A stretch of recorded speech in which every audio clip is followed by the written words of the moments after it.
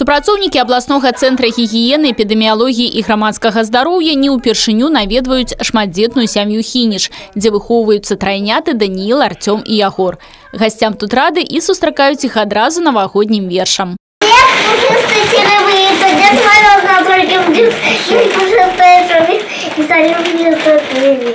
Ой, какой молодец! Держи Дедушке Мороза подарок.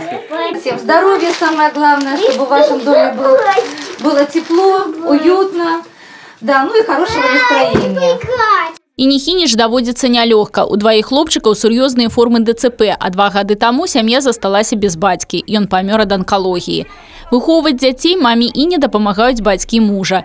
Узяць сям'ю Хініш пад свой патранаж калектыў абласнога цэнтра гігіены, эпідэміялогіі і грамадскага здароўя вырашыў у мінулым годзе.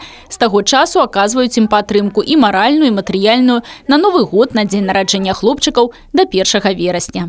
Очень приятно, что есть люди, которые про нас не забывают, которые в течение года помнят про нас, которые хотят сделать приятно детям, помочь как-то немножко мне, потому что входит в положение то, что мне сложно. Поэтому очень приятно. И когда создаются вот такие вот праздники, когда дети улыбаются, и от этого счастлива я, потому что счастливы мои дети. Надеемся, что тепло нашего коллектива, наших сотрудников, оно передастся этой семье и, конечно, поможет создать им такое предновогоднее настроение. Як и усе дети, хлопчики у чакання Нового года. Жду. А как ты ждешь Новый год? Сильно. Деда Мороза жду, больше всего... Деда Даника жду. Но больше всего я хочу увидеть Снегурочку. Артемка, а ты что ждешь от Нового года?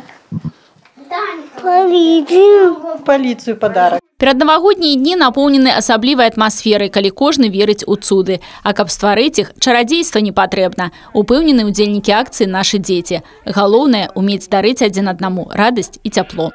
Людмила Салзан, Александр Сивицкий, телерадиокомпания «Брест».